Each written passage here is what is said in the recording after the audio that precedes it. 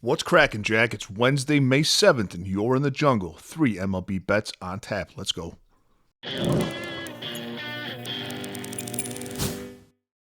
Welcome back, Gorilla Troop, and if you're joining us for the first time, welcome to the jungle. Hit the thumbs up button and subscribe to the channel if you don't mind.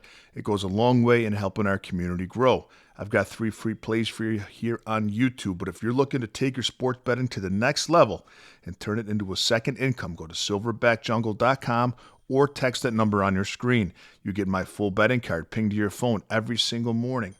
Access to our members-only Discord to communicate with other bettors, and a direct line to me if you'd like me to opine on any other bet that you are considering placing. We have a free weekly trial, ticket for a test spin, and see if it's for you.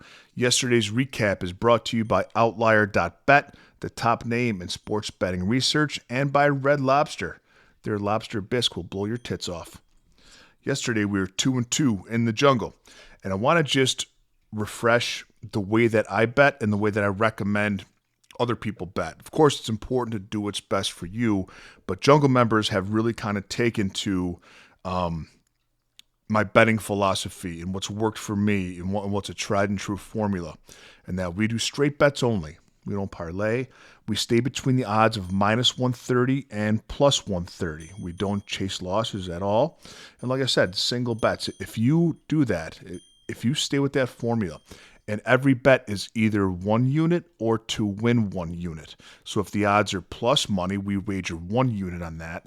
If the odds are minus, say it's minus 110, we'd wager 1.1 units. So every single bet is a unit or to win a unit. Straight plays, hit 53% of your bets and you're going to be profitable. That is the recipe to do it, guys. It doesn't give you that scratch-off lotto satisfaction of big parlays, but trust me, it's really the only way to make money. 3% of sports bettors make money long-term, and I'm fortunate to be one of those because I've been disciplined with this theory.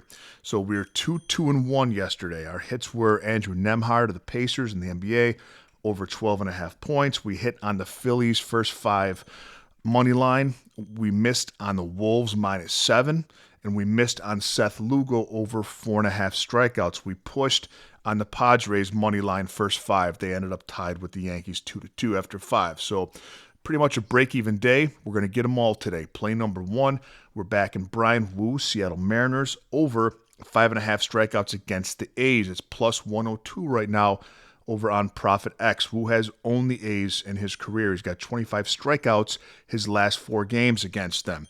He hasn't gone less than 5 innings in any of those games. He's over this line in 4 of his 5 games this season, and his 26% strikeout rate is top 76 percentile in Major League Baseball. Wu is striking out a median of 7 batters a game this year. Brian Wu over 5.5 strikeouts. Play number 2, we're going with Christopher Sanchez of the Philadelphia Phillies, over 5.5 strikeouts, currently minus 129. On Profit X, he's over this in 4 of his 6 games this year. His 28.9% strikeout rate is 89th percentile in Major League Baseball. He's got a very high ceiling, too.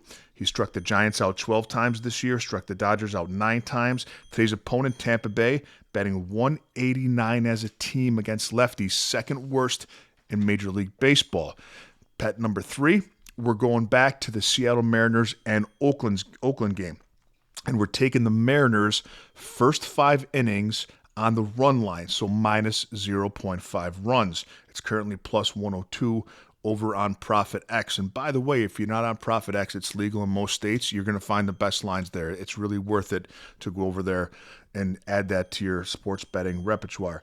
So Seattle has to be winning after the 5th inning, the bottom of the 5th, for us to win this bet. And what we're doing here is we're isolating the pitching matchup. Brian Wu, the aforementioned Brian Wu, versus Gunnar Hoagland, his second Major League start. Now, Hoagland had a good first outing, but that was against the Miami Marlins, Miami's lineup. It's his second game ever, Major League Baseball. When he played the Marlins in the first game, he had 7 strikeouts, won 6 innings. I think he gave up 6 hits and 1 run. But the Marlins lineup is littered with first-year players. There's a lot of rookies in there. They're kind of in tank mode. They're in rebuild mode. And they've been playing better than you would expect. But my point is that Hoagland faced a lot of players that he would have also placed or faced in AAA. Now, he's already had Tommy John surgery, Gunnar Hoagland has, in his young career. And his velocity isn't that great on his fastball. He's averaging only 93 miles an hour on his four-seam fastball. That might have been okay against a lot of AAA hitters in Miami, but now he's facing big boy hitters today in Seattle, who has the #1 on-base percentage in baseball against righties. Their on-base percentage is .348 on the season against right-handed pitchers, .355 in the last 30 days. And as I mentioned, Brian Wu on the other side absolutely owns the A's in his career. 7 starts, he's 4-0 against Oakland with a 0.79 ERA and 39 strikeouts. And it's a large sample size of 7 starts, and Oakland's hitting just 177 against Wu in 7 starts.